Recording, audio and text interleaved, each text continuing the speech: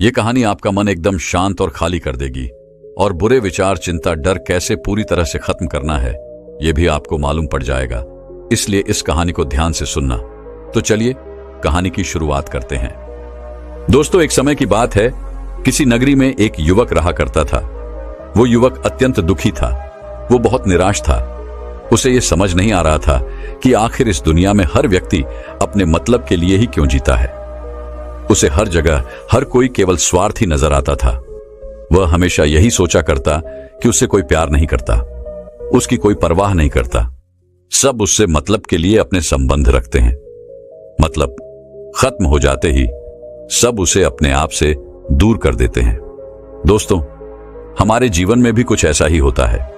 हम भी हमेशा किसी न किसी का साथ ढूंढते ही रहते हैं, और जब हमें किसी का साथ नहीं मिल पाता तो हम अपने आप को अकेला महसूस करते हैं, कमजोर महसूस करते हैं।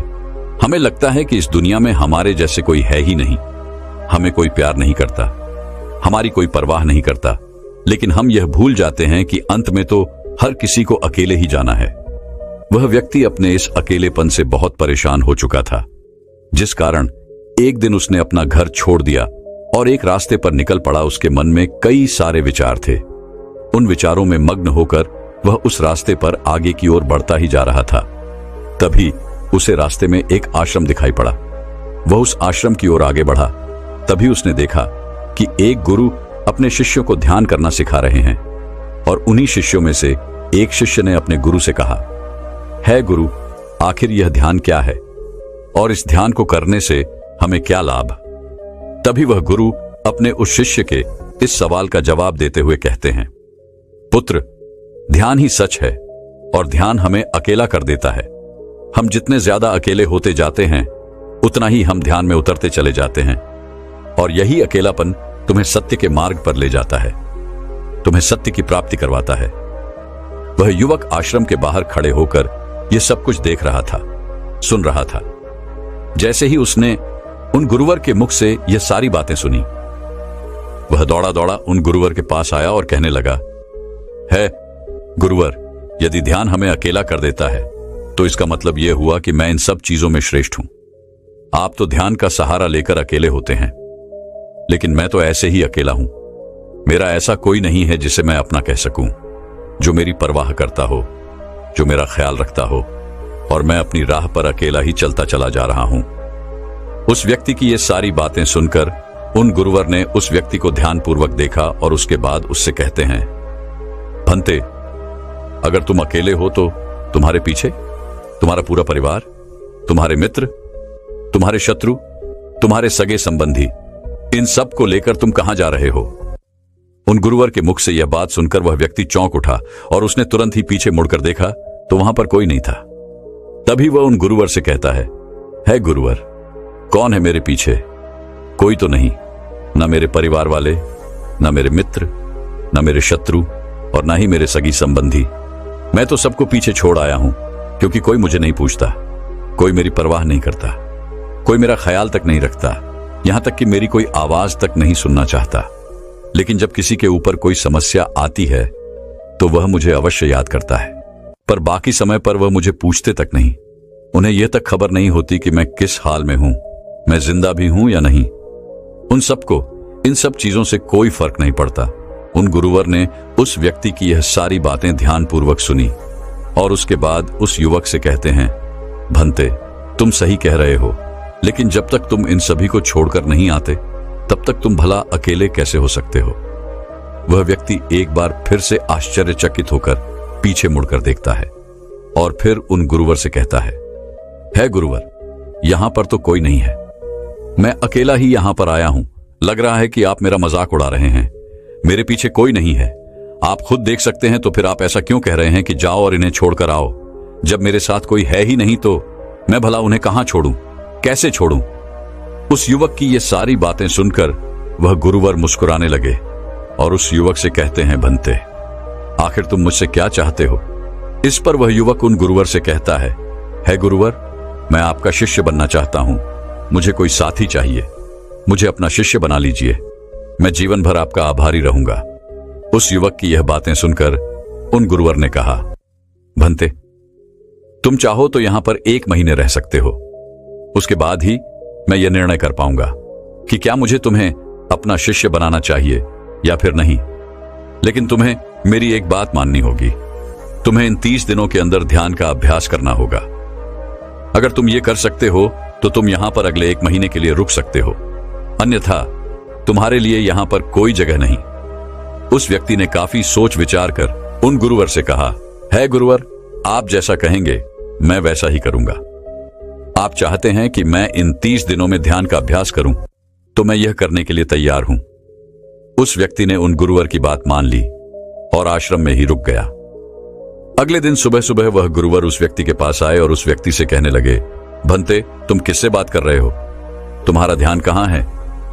इस पर वह व्यक्ति जवाब देते हुए कहता है गुरुवर, मेरे साथ तो कोई नहीं है, मैं भला किससे बात करूंगा, मैं तो अकेला हूं। तभी वह गुरुवर उस व्यक्ति से कहते हैं, ठीक है, लेकिन अब ध्यान लगाओ, क्योंकि तुमने मुझे वचन दिया था कि इन 30 दिनों में तुम ध्यान का अभ्यास करोगे। उन गुरुवर के कहने पर वो व्यक्ति ध्यान करने बैठ जाता है। लेकिन पहले दिन उसे ध्यान करने में बहुत तकलीफें आती हैं, बहुत सारी परेशानियों का सामना करना पड़ता है। यहां तक कि वो ढंग से लगातार बैठ भी नहीं पा रहा था। उसके पैर मानो सुन्न से हो जाते और उसका पैर मानो काम करना ही बंद कर देता। ये सारी बातें वह गुरुवर देख रहे थे। तभी उन गुरुवर ने उस व्यक्ति से कहा, बनते, तुम जितना देर चाहो उतना देर बैठ सकते हो। ये ऐसा कोई जरूरी नहीं है कि तुम एकाएक लगातार बैठे ही रहो। यदि तुम्हें थोड़ी तकलीफ है तो तुम उठ सकते हो, टहल सकते हो और फिर आकर बैठ सकते हो। इतना कहकर वह गुरुवर वहां से चले गए। अगले दिन सुबह सुबह फिर वह उस व्यक्ति के पास आए और उस व्यक्ति से कहने लगे, भंते कौन है? किससे बातें कर रहे हो? कोई आया है क्या?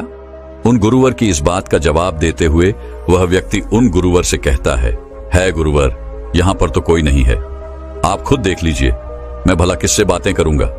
तभी वह गुरुवर एक बार फिर उस व्यक्ति से कहते हैं, चलो ध्यान का अभ्यास करो। तभी वह व्यक्ति उन गुरुवर से कहता है गुरुवर, क्या केवल आंखें बंद करके बैठ जाना, इसे ही ध्यान कहते हैं? अगर इसे ही ध्यान कहते हैं तो यह तो बड़ा ही आसान है और इसे तो कोई भी कर सकता है, केवल आंखें बंद करके बैठना ही तो है। इसका जवाब देते हुए वह गुरुवर उस व्यक्ति से कहते हैं, भंते, केवल आंखें बंद करके बैठ जाना इसे ध्यान नहीं कहते। ध्यान करने के लिए तुम्हें अपने मन को एकाग्र करना होगा, अपने मन को किसी एक चीज पर लगाना होगा। वह कोई भी चीज हो सकती है, बाहर की कोई आवाज या तुम्हारे भीतर से आने वाली ये सांसें, इन सांसों के अंदर और बाहर होने की आवाज। तुम ऐसी किसी भी चीज पर ध्यान लगा सकते हो जो लगातार वर्तमान समय में घट रही है, ताकि तुम्हारा पूरा ध्यान उस चीज पर एकाग्र हो और तुम्हारा ध्यान कहीं भी भटके नहीं, जिस कारण तुम उस पर ध्यान लगा पाओगे। और एक बात और याद रखना, जब तुम उस चीज पर ध्यान लगाओगे तो तुम्हारा ध्यान हटना नहीं चाहिए। इतना कहकर वह गुरुवर वहां से चले गए। अगले दिन जब वह सुबह सुबह एक बार फिर उस व्यक्ति से मिलने आए तो उन्होंने एक बार फिर उस व्यक्ति से कहा, भंते, आज कौन आया है? किससे बातें कर रहे हो? बड़ी जोर जोर से आवाज आ रही है। तुम यहां पर खुद शांति पाने आए हो या फिर दूसरों को अशांत करने के लिए? वह व्यक्ति उन गुरुवर से कहता है गुरुवर, पर यहां पर तो कोई है ही नहीं, तो मैं भला किससे बात करूंगा? यहां तक कि अभी तक मेरे मुख से एक शब्द तक नहीं निकला है, तो फिर आपको कैसे जोर जोर की आवाजें कहां से आ रही हैं? और जब मैंने एक शब्द भी नहीं बोला तो मैं भला दूसरों के लिए अशांति का कारण कैसे बन सकता हूं? तभी वह गुरुवर उस व्यक्ति से कहते हैं, ठीक है, चलो ध्यान का अभ्यास करो। तभी वह व्यक्ति उन गुरुवर से कहता है गुरुवर, मेरा एक प्रश्न है, क्या मैं आपसे पूछ सकता हूं? तभी वह गुरुवर उस व्यक्ति से कहते हैं, पूछो, तुम्हें क्या पूछना है?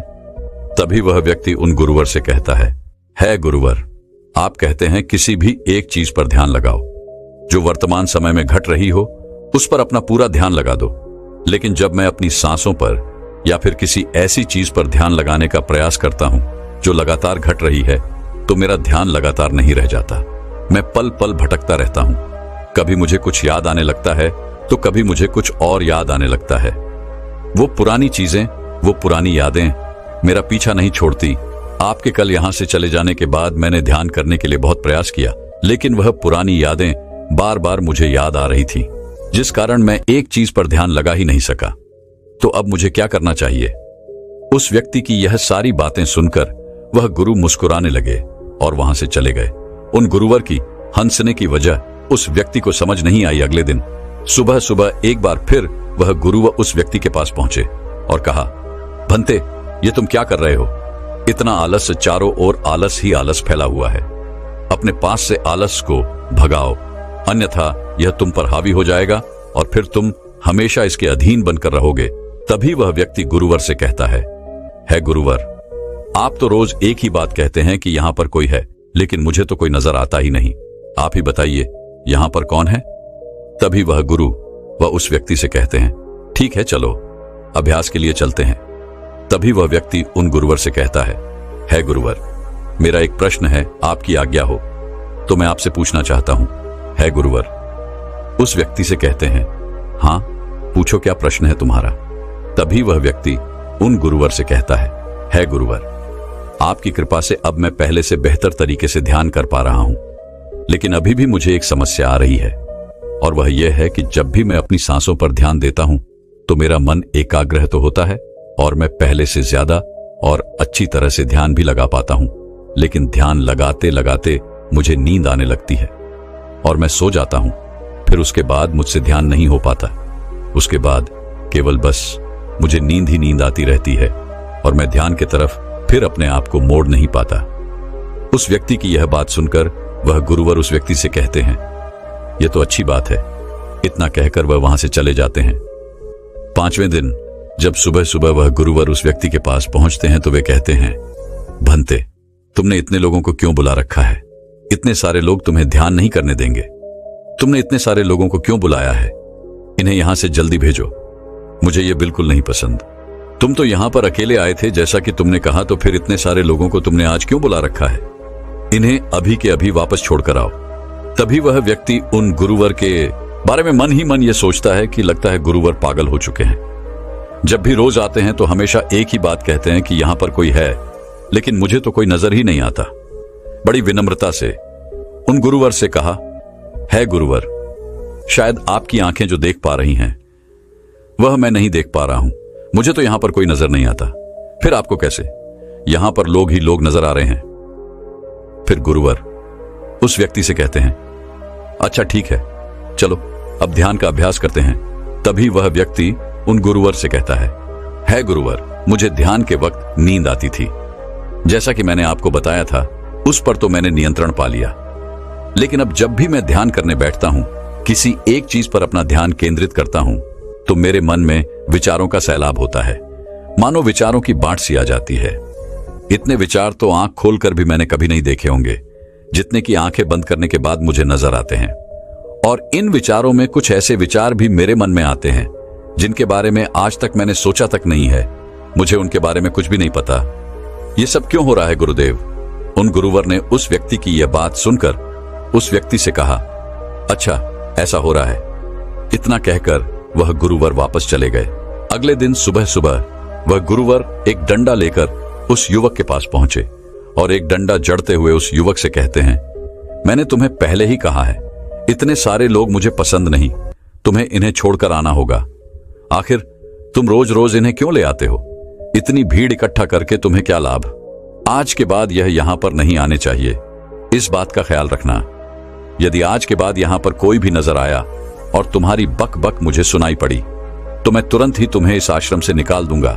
तभी वह व्यक्ति बड़ी विनम्रता से उन गुरुवर से कहता है गुरुर, मुझे तो यह समझ नहीं आता कि मुझे कोई नजर ही नहीं आता, लेकिन आप रोज एक ही बात कहते हैं कि यहां पर मैंने भीड़ इकट्ठी कर रखी है। जिन लोगों को भी मैंने लाया है उन्हें मुझे छोड़कर आना होगा, लेकिन मैं आपसे हर रोज एक ही बात कहता हूं कि मुझे कोई नहीं नजर आता, ना ही मुझे कोई यहां पर दिखाई पड़ता है और ना ही मैं अपने मुख से एक शब्द भी निकालता हूं, लेकिन फिर भी आप कहते हैं कि आपको लोगों की आवाजें सुनाई पड़ रही हैं।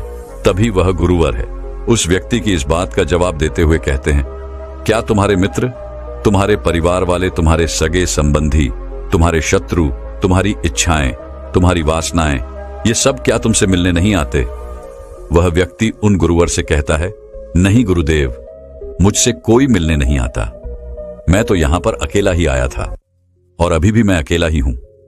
मेरा कोई नहीं, तभी वह गुरु व क्रोधित होकर उस झंडे से उस व्यक्ति पर एक और प्रहार करते हैं और कहते हैं, अभी बैठो, अभी ध्यान लगाओ, और यदि तुम्हारे ध्यान में कोई भी आता है तो मुझे बताओ। वह व्यक्ति उन गुरुवर की बात मान लेता है और तुरंत ही ध्यान करने बैठ जाता है। कुछ देर तक तो वह काफी शांत रहता है, लेकिन कुछ देर बाद ही वह उन गुरुवर से कहता है गुरुदेव, मेरा भाई मुझसे मिलने आया है, साथ में मेरे पिताजी भी हैं। दोनों बहुत दुखी हैं क्योंकि मैं उन्हें छोड़कर यहां जो चला आया हूं। मेरे भाई की तबीयत भी कुछ ठीक नहीं लग रही। वह मुझे बुला रहे हैं। मेरे बड़े भाई की पत्नी अर्थात मेरे भाभी मेरे बड़े भाई के साथ अच्छा व्यवहार नहीं कर रही, और तो और मेरी प्रेमिका भी आई हुई है। वह मुझसे पूछ रही है कि क्या तुम मुझसे शादी करोगे या फिर मैं किसी और से शादी कर लूं। वह भी बहुत दुखी नजर आ रही है। और इतना ही नहीं, मेरे कुछ मित्र भी पीछे खड़े हैं जिनसे मैंने कुछ कर्ज लिए थे। आज वो मुझसे अपना कर्जा मांगने आए हैं, मुझे धोखेबाज कह रहे हैं, मुझे अपशब्द बोल रहे हैं, और वो साथ में मेरे कुछ शत्रुओं को भी लाए हैं। लेकिन मेरे शत्रु मुझे मारना नहीं चाहते। वह तो यह कह रहे हैं कि तू तो पहले से ही मरा हुआ है, तुझे और क्या मारना। इतना कहकर वह व्यक्ति कुछ देर के लिए शांत हो गया, लेकिन उसी के बाद फिर कुछ देर बाद वह एक बार फिर से उन गुरुवर से कहने लगा है, गुरुवर, अब मेरे पास एक बहुत बड़ा घर है, इसे मैंने खरीद लिया है। मैं, मेरे पिता, मेरी माता, मेरा भाई, मेरी भाभी सभी इसमें बहुत मिलजुल के रह रहे हैं। हम बहुत खुश हैं। मैं अब अपने मित्रों से अत्यधिक अमीर हूं। मेरे पास बेशुमार धन दौलत है, और तो और मैंने अपनी प्रेमिका से शादी भी कर ली है और इसका जश्न मना रहे हैं। इतना कहकर वह व्यक्ति एक बार फिर शांत हो गया और फिर कुछ देर बाद और फिर एक बार उन गुरुवर से कहता है गुरुवर, मुझे कोई मारने का प्रयास कर रहा है। लगातार वो मुझ पर प्रहार कर रहा है। मैं उसका चेहरा देखने का प्रयास कर रहा हूं, लेकिन मुझे उसका चेहरा नजर नहीं आ रहा। इतना कहते कहते वह उन गुरुवर से कहता है, गुरुदेव, ये तो आप हैं जो मुझे मार रहे हैं और यह भी कह रहे हैं कि इतनी भीड़ को लेकर क्यों आए हो और इन्हें लेकर कहां जा रहे हो। मेरे साथ तुम्हें अकेले ही चलना होगा। इतना कहकर वह व्यक्ति ध्यान से उठ गया और उनको रुके चरणों में गिर पड़ा और उनसे कहने लगा, है गुरुदेव, आप सही थे। आप जो हमेशा कहते थे कि इस भीड़ को लेकर मैं कहां जा रहा हूं। आप हमेशा यही कहते थे कि इन सबको छोड़कर आओ, लेकिन मुझे कोई नजर नहीं आता था।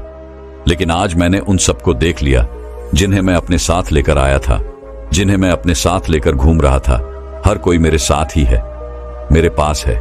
लेकिन मैं ये सोच रहा था कि आखिर मैं इतना बेचैन क्यों हूं और मेरी बेचैनी की वजह क्या है। उस व्यक्ति की यह सारी बातें उन गुरुवर ने ध्यानपूर्वक सुनी और उसके बाद वो वहां से चुपचाप उठकर चले गए। उसके बाद से वो गुरुवर उसके पास कभी नहीं आए। लेकिन वह व्यक्ति हर रोज ध्यान का अभ्यास कर रहा था और पूरे 1 महीने बाद जब वह उन गुरुवर के पास पहुंचा तो उन गुरुवर से कहने लगा है, गुरुवर, जैसा कि आप कहते थे कि मैं हमेशा अपनी भीड़ को अपने साथ लेकर घूमता हूं, तो आज मैंने उस भीड़ को विदा कर दिया है और अब मैं बिल्कुल अकेला हूं। मेरे साथ कोई नहीं, मेरे साथ आप भी नहीं है, यहां तक कि मैं खुद अपने साथ नहीं हूं। मैं एक परम शांति महसूस कर रहा हूं। अब मुझे ऐसा प्रतीत होता है कि अब मेरे जीवन में कोई समस्या नहीं है, कोई समाधान नहीं है। मैं बहुत हल्का महसूस कर रहा हूं, मैं बहुत अच्छा महसूस कर रहा हूं और इस शांति में जो आनंद है इसका क्या कहना।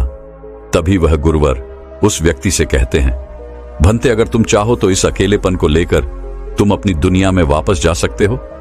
अव्याधि, तुम उस संसार में वापस भी लौट जाओ। भले ही लोग तुम्हारे आसपास क्यों न रहे, भले ही पूरी भीड़ तुम्हारे साथ क्यों न रहे, लेकिन फिर भी तुम अकेले ही रहोगे।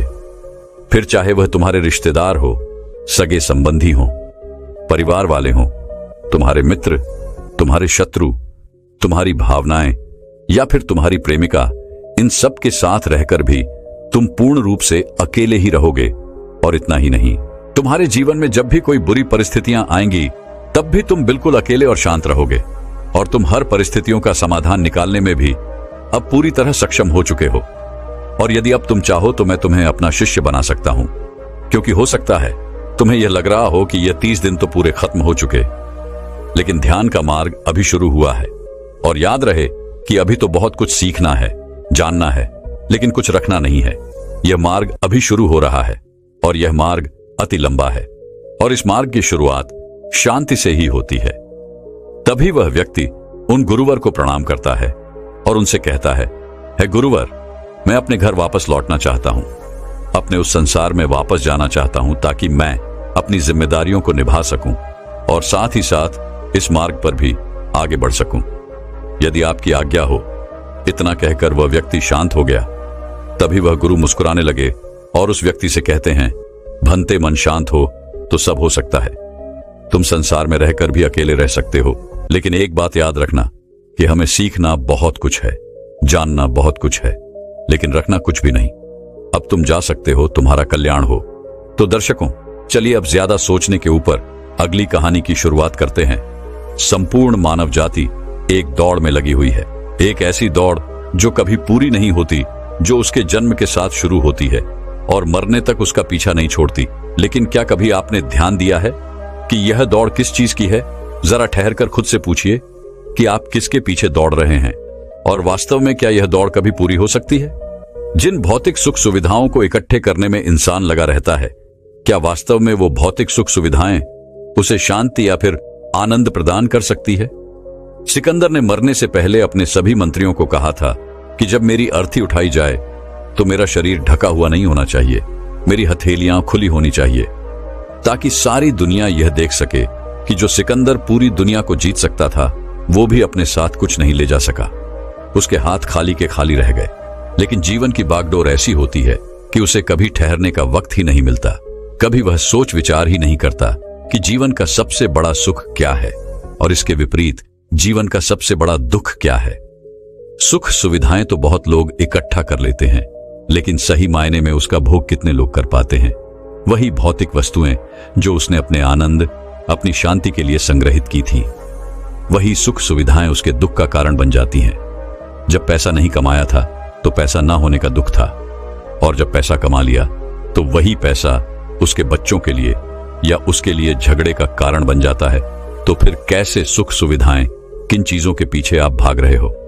आज की जो कहानी मैं आप लोगों को सुनाने वाला हूं, उसमें आपको जीवन का सबसे बड़ा दुख और सबसे बड़ा सुख पता चलेगा। इससे पहले कि आप इस कहानी में खो जाएं, इस चैनल को सब्सक्राइब जरूर कर लें। तो चलिए कहानी शुरू करते हैं। अपनी गरीबी के दिन याद करके सेठ धनानंद की आंखों में आंसू आ गए।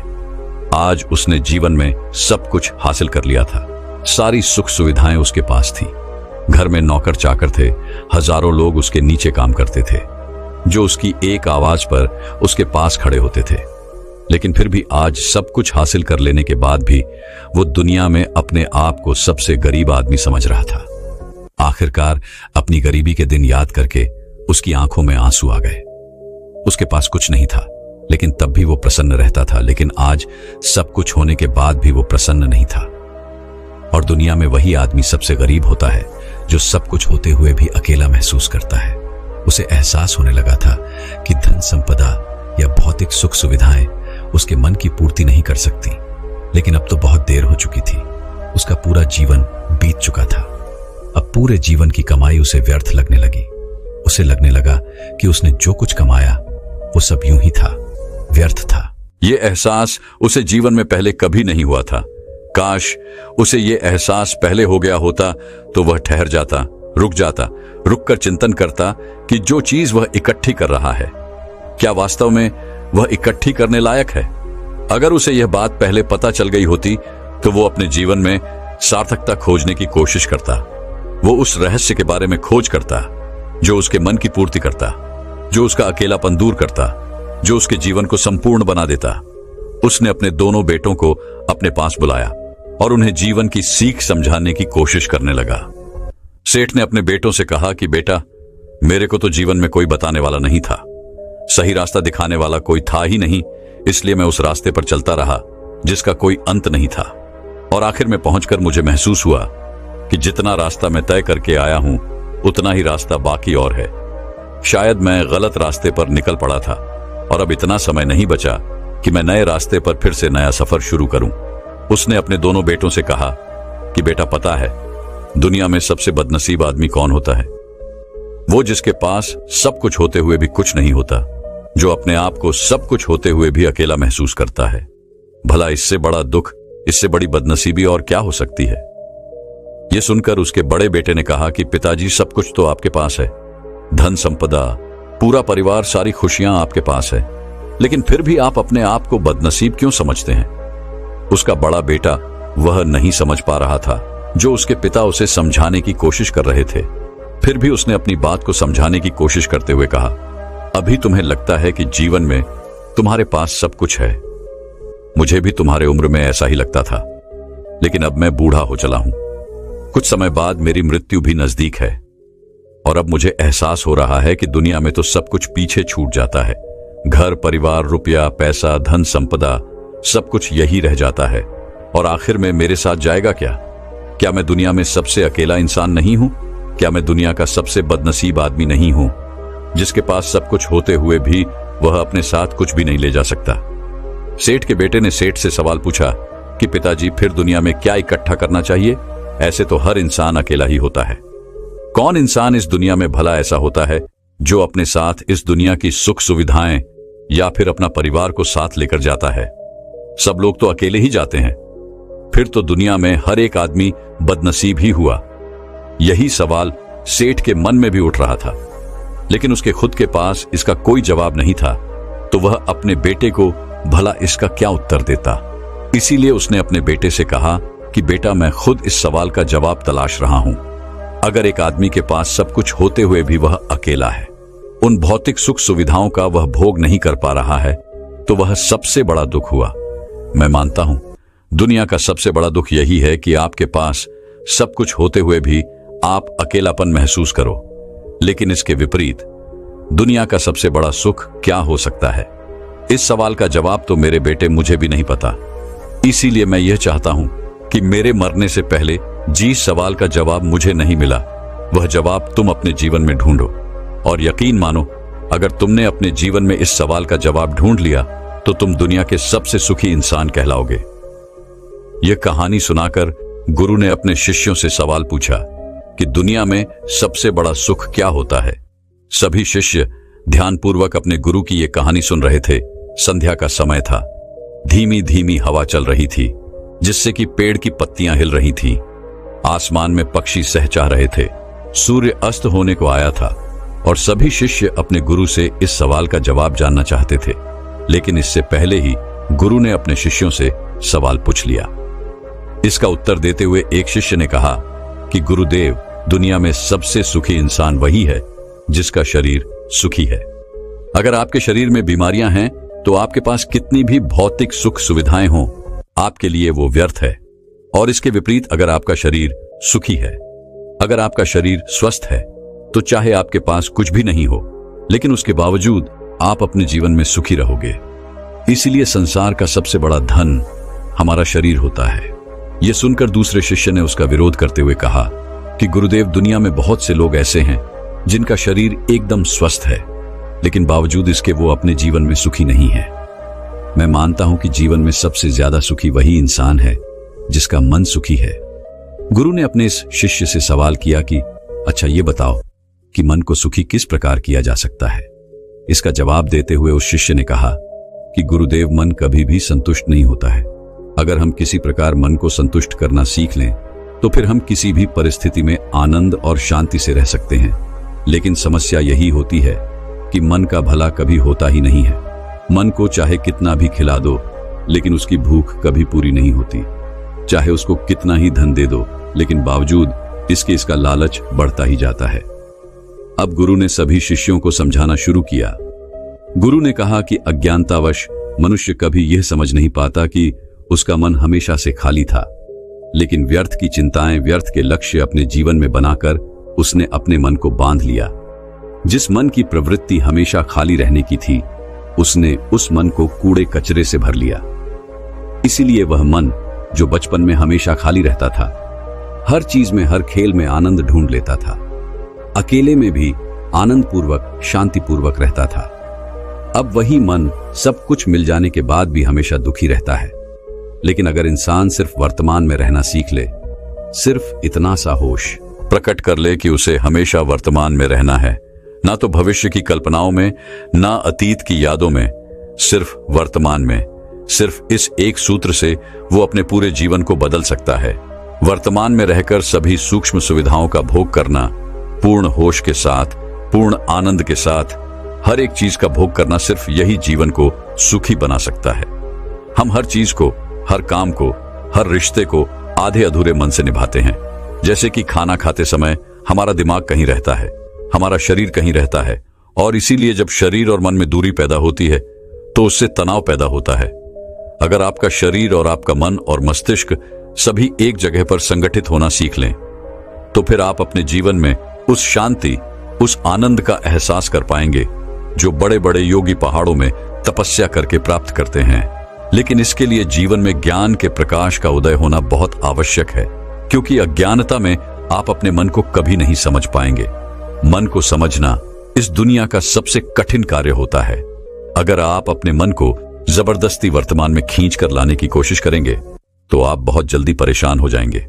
ये कार्य बड़े धीरे धीरे, बड़ी निष्ठा और प्रेम के साथ किया जाता है, बड़े संयम के साथ किया जाता है। अगर आप इसको जबरदस्ती करने की कोशिश करेंगे तो आप तनाव में